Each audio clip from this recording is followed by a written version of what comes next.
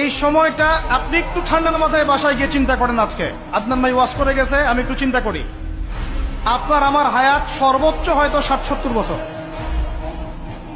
আরো হয়তো আল্লাহ বাড়াই দিলে ১০০ বছর, এর বেশি গড়াইও আমাদের নাই, আছে? এখন আপনার বয়স কত? কারো ২০, ২৫, ৩০, ৪০, ৫০, ঠিক না? ঠিক। এখন আপনি বাসায় গিয়ে চিন্তা করে দেখেন, যদি আমাদের হায়াত হয় ৬০ বছর, আল্লাহ আমাদেরকে যেন দীর্ঘ নেক হায়াত দারাজ করে না, আমিন। আমাদের ভাইদেরকে, বোনদেরকে, ওলামায়ে কেরামকে, আমাদের নেতাদেরকে, সবাইকে আল্লাহ পাক দীর্ঘ নেক হায়াত দারাজ করে। এখন কথা হচ্ছে, যদি ধরে নেই যে আমাদের হায়াত ৬০ বছর, আপনার আমার বয়স থেকে কিন্তু ৩০, ৪০, ৫০ বছর অলরেডি চলে গেছে। এখন চিন্তা করবেন যে এই সময় যেটা চলে গেল, এই সময়ের মধ্যে আমি কতটুকু নামাজ পড়েছি, কতটুকু রোজা রেখেছি, যাকাত দিয়েছি কতটুকু, হজ ফরজ হয়েছে করেছি কিনা, দিনের পথে আমার অবদান কি, দিনের পথে আমার অবদান কি, আল্লাহর দিনকে যে আল্লাহ সাহায্য করতে বললেন আমি কি করেছি, এই ৬০-৭০ বছরে কত পাপ করেছি হিসাব নাই। এই পাপগুলো লিস্ট করেন, দেখেন চোখ দিয়ে পানি ঝরতে থাকবে। আমার কথায় নারাজ হচ্ছেন? এই পাপগুলো লিস্ট করেন, চোখ দিয়ে পানি ঝরবে, আল্লাহ আমাদেরকে মাফ করে দেন। সবাই বলি আমি। কত কবিরা গুনাহ হয়েছে, কত সগীরা। তবে সন্তুষ্টির কথা এটাই, যদি এটা উপলব্ধি হয় যে না ভুল হয়ে গেছে, আপনি ওযু করে আসেন, ২ রাকাত নামাজ পড়েন, আল্লাহর কাছে ইস্তেগফার করেন, বলেন আস্তাগফিরুল্লাহ আল্লাযী লা ইলাহা ইল্লা হুয়াল হাইয়ুল কাইয়্যুম ওয়া আতুবু ইলাইহি। আল্লাহ পাক এক মুহূর্তে আপনার সব পাপ তো মাফ করে দিবেনই, সব গুনাহকে নেকি দিয়ে পরিবর্তন করে দিবেন ইনশাআল্লাহ। সময়ের কসম বলতে আল্লাহ কি বুঝিয়েছেন ভাই আমার সাথে বলেন? সময়ের গুরুত্ব, সময়ের, আরো আসতে বলেন, সময়ের, ওয়াল আসরি মানে সময়ের কসম, মানে সময়ের গুরুত্ব। আমাদেরকে সময়কে গুরুত্ব প্রদান করতে হবে, আল্লাহ পাক তৌফিক দান করেন। আজকে বাসায় কি করব? হায়াতের হিসাব নিব, কি করেছি এত বছরে, আর কি কি পাপ করেছি, পাপগুলোর কথা মনে পড়লে তওবা করে ফিরে আসবো ইনশাআল্লাহ, আল্লাহ পাক তৌফিক দান করেন। আর এখন বাকি সময় যতটুকু হায়াত আমাদের বাকি আছে, আমাদের কি কর্তব্য বলেন ভাই? আমাদের কর্তব্য কি এতটুকুই, যেভাবে জীবনযাপন করছি এইটুকুই করব, না আমাদের আরো কোনো কর্তব্য আছে? কথা কি বোঝা যায় না যায়? আমাদের কর্তব্য কি বলেন? ১ নাম্বার, আমরা নিজেরা আগে আল্লাহ পাকের কোরআন এবং নবীর সুন্নতের উপর আমল করবো ইনশাআল্লাহ, রাজি আছি? ২, আমাদের পরিবারকে এর উপরে প্রতিষ্ঠা করবো ইনশাআল্লাহ, রাজি আছি? ৩, আমাদের সন্তানদেরকে কোরআন সুন্নাহ অনুযায়ী বড় করবো ইনশাআল্লাহ, রাজি আছি? ৪, আমাদের অর্থনীতি হবে হালাল কোরআন সুন্নাহ ভিত্তিক, রাজি আছি? ৫, আমাদের শিক্ষা হবে কোরআন সুন্নাহ ভিত্তিক, রাজি আছেন? আমাদের সামাজিক যে সিস্টেম এটা হবে কোরআন সুন্নাহ ভিত্তিক, রাজি আছেন? এর উপরে আমি গেলাম না। সমাজ পরিবর্তন হলে উপরটা এমনি পরিবর্তন হয়ে যাবে ইনশাআল্লাহ, অটোমেটিক্যালি। বলে আসরি, সময়ের কসম। আরেকটা বিষয়, সময়ের কসম বলতে আল্লাহ পাক এটাও বুঝিয়েছেন, একটু অতীতের দিকে তাকায় দেখেন। কোন দিকে? অতীতের দিকে, পাস্টের দিকে তাকান, অতীতের দিকে তাকান। যুগ যুগ ধরে একটা সুন্নতের দিকে আপনি তাকান, যে পৃথিবীর শুরু থেকে কিয়ামত পর্যন্ত আল্লাহ পাকের একটা সুন্নত আছে। আল্লাহর সুন্নত কি?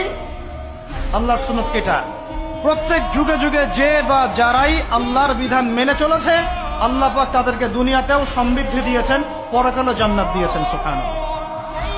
আর দুনিয়াতে প্রত্যেক যুগে যুগে যে বা যারাই আল্লাহর বিধান মানে নাই, রাসূলের বিধান মানে নাই, আল্লাহ দুনিয়াতে লাঞ্ছিত করেছেন, পরকালে জাহান্নাম দিয়েছেন। বলেন নাউজুবিল্লাহ। আমার কথা বুঝতে পারলেন ভাই? আরো একবার রিপিট করছি, আল্লাহর সুন্নত কি? আল্লাহর সুন্নত হচ্ছে প্রত্যেক যুগে যুগে যে বা যারাই আল্লাহ এবং তার রাসূলের বিধান মেনে চলেছে, আল্লাহ দুনিয়াতেও সুখী করেছেন, পরকালে জান্নাত দিয়েছেন। প্রত্যেক যুগে যুগে যে বা যারাই দুনিয়াতে আল্লাহ এবং তার রাসূলের বিধান মেনে চলে নাই, দুনিয়াতেও লাঞ্ছনা, পরকালেও বলেন লাঞ্ছনা। এখন একটা এক্সাম্পল দেই, নূহ আলাইহিস সালামের যুগ দেখেন, যারা আল্লাহর বিধান মেনেছে আল্লাহ নাজাত দিয়েছেন, মানে নাই ডুবিয়ে মেরেছেন, ঠিক আছে কথা? মূসার যুগ দেখেন আলাইহিস সালাম, আল্লাহর বিধান মেনেছে, বনু ইসরাইলকে নাজাত দিয়েছেন, মানে নাই ফেরাউনকে ডুবায় মেরেছেন। দেখেন আপনি শুআয়বের কওমকে দেখেন, শুআয়ব আলাইহিস সালামের কওম, কওমে মাদিয়ান, আল্লাহর বিধান মেনেছে, যারা আল্লাহ পাক নাজাত দিয়েছেন, মানে নাই ভূমিকম্প দিয়ে ধ্বংস করেছে। কওমে লূত, কিছু মানুষ বিধান মেনেছে, আল্লাহ নাজাত দিয়েছেন, মানে নাই আল্লাহ রাব্বুল আলামিন লূত আলাইহিস সালামের কওমকে একদম আসমানে উঠিয়ে পাথর নিক্ষেপ করে খেতলা করে আবার উল্টা দিকে দাফন করে দিয়েছে। নাউজুবিল্লাহ। এদের পাপ ছিল, এটা সমকামী ছিল, সমকামী। যে সমকামীটা এখন ছড়িয়ে পড়ছে আপনাদের মধ্যে। নাউজুবিল্লাহ। আল্লাহ পাক আমাদেরকে হেফাজত করে।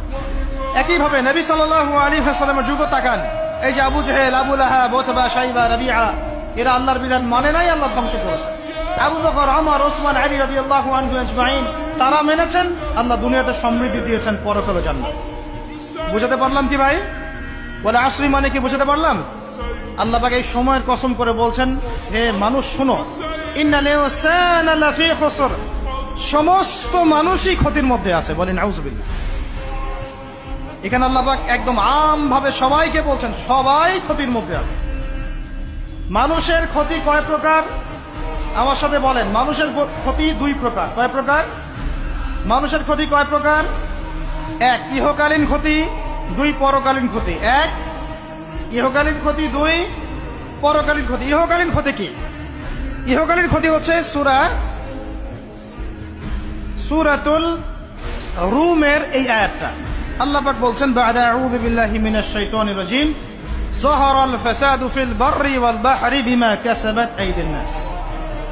আল্লাহ পাক বলছেন, জলে মানে পানিতে, এবং স্থলে মানে এই যে জমিনে, জলে এবং স্থলে যত বিপর্যয়, অরাজকতা, এই যে আপনারা দেখছেন ফাসাদ, ফিতনা যে ছড়িয়ে পড়ছে, এগুলো মানুষের হাতের কামাই। মানুষের হাতের কামাই। বনভূমি উজাড় করেছে কে? জিন না মানুষ? বলেন। এই পরিবেশ নষ্ট করেছে কে? জিন না মানুষ? বলেন। খাবারে ভেজাল দিয়েছে কে? জিন না মানুষ? অর্থনীতির মধ্যে সুদকে ঢুকিয়েছে, জিন না মানুষ? এই বেপরদামি, জেনা, মাদক কে ছড়িয়েছে? জিন না মানুষ? নামাজ কালাম ছেড়ে দিয়ে পাবজি, ফ্রি ফায়ার নিয়ে কে পড়ে আছে? জিন না মানুষ? বলেন। জিন না মানুষ? আল্লাহর বিধান বাদ দিয়ে শয়তানের বিধান চালু করেছে কে? জিন না মানুষ? যাহারাল ফাসাদু ফিল বাররি ওয়াল বাহরি বিমা কাসাবাত আইদিন নাস। জলে স্থলে যত বিপর্যয়, অরাজকতা, সমস্যা, এগুলো মানুষের হাতের কামাই। বলেন আউযুবিল্লাহ। আমরা যা করব তাই পাবো। আমরা যা করব তাই। মাদক খাচ্ছেন আপনি, আপনাকে ফল ভোগ করতে হবে। সুদ খাচ্ছেন আপনি, আপনাকেই ফল ভোগ করতে হবে। এই বেহায়ের মতো মেয়েরা চলছে, ওকেই দেখবেন ফল ভোগ করতে হবে। মেয়ের সাথে হারাম সম্পর্ক করছেন, আপনাকে ফল ভোগ করতে হবে। যে যে পাপ করবে তাকে তার ফল ভোগ করতেই হবে। আল্লাহ পাক আমাদেরকে হেফাজত করেন, মাফ করেন। আমি তাহলে মানুষের একটা ক্ষতি পেলাম, ইহকালীন ক্ষতি। কি ক্ষতি ভাই? আর দুই নাম্বার হচ্ছে পরকালীন ক্ষতি। পরকালীন ক্ষতি কেমন? এবার বোঝেন। এই যে আমরা নিশ্চিন্তে ঘুমাই, সারা জীবন 30, 40, 50 বছর নিশ্চিন্তে কাটাচ্ছি, কোনো ফিকির নাই, নিজের পরিবারের, সমাজের, রাষ্ট্রের, উম্মার কোনো ফিকির নাই, অথচ এই মানুষের সামনে অপেক্ষা করছে মৃত্যু। জি, আজকে থেকে 100 বছর পরে আমাদের মধ্যে কেউ থাকবে না পৃথিবীতে, এটাই সত্য। তারপরে আছে কবরের সওয়াল জবাব, তারপরে মিজান, এই পুলসিরাত, পুনরুত্থান, জান্নাত, জাহান্নাম, এগুলো আমাদের সামনে অপেক্ষা করছে। আর সেই মানুষ নিশ্চিন্তে বসে বসে মেয়ের সাথে টাঙ্কি মারে। সেই মানুষ বাইক নিয়ে একটা মেয়েকে নিয়ে ঘুরছে। সেই মেয়ে একটা ছেলের সাথে চটপটি ফুচকা খায়। সেই লোক আল্লাহর বিধানকে সরাই দিয়ে শয়তানের বিধান চালু করা শুরু করবে। সেই ব্যক্তি সুদ খাচ্ছে। সেই ব্যক্তি ট্রান্সজেন্ডার এই মতবাদ প্রমোট করতেছে। হ্যাঁ, সেই ব্যক্তি শিক্ষার মধ্যে ইসলাম বিদ্বেষী বিষয় ঢুকাই দিল। অথচ এই মানুষের সামনে পরকাল অপেক্ষা করছে। একদম টেনে হিস্ট্রি আল্লাহ পাক সামনে নিয়ে দাঁড় করাবেন, দাঁড় করে জিজ্ঞাসা করবেন। তাহলে আমরা কত অপদার্থ, কত বোকা, আমরা কি বুঝতে পারছি ভাই? একটু বুঝতে পারছেন কি? আল্লাহ পাক সূরা আহজাবে এটাও কিন্তু বলেছেন যে ইন্নাল ইনসানা যালুমান জাহুলা ওয়া লাকাদ আরাদনাল আমানাতা আলাস সামাওয়াতি ওয়াল আরদি ওয়াল জিবালা ফাআবাইনা আন ইয়াহমিলনাহা ওয়া আশফাকনা মিনহা ফাহামালাহাল ইনসান। সুবহানাল্লাহ। শুকরিয়া, আল্লাহ পাক মনে করাই দিয়েছেন। আর একটা যদি না বলতে পারতাম, মনের মধ্যে একটা অতৃপ্তি থেকে যাইত। আল্লাহুম্মা লা ইলমা লানা ইল্লা মা আল্লামতানা ইন্নাকা আনতাল আলিমুল হাকিম। আলহামদুলিল্লাহ। আয়াতের অর্থ শুনেন। মানুষ যে জালেম, জাহেল, আমরা যে অপদার্থ, আল্লাহ পাক কি বলছেন শুনুন। আল্লাহ বলছেন, ওয়া লাকাদ আরাদনাল আমানাতা আলাস সামাওয়াতি ওয়াল আরদি ওয়াল জিবাল। আমি ইসলামের এই আমানত, শরিয়াত, কোরআন হাদিসের এই যে আমানতটা,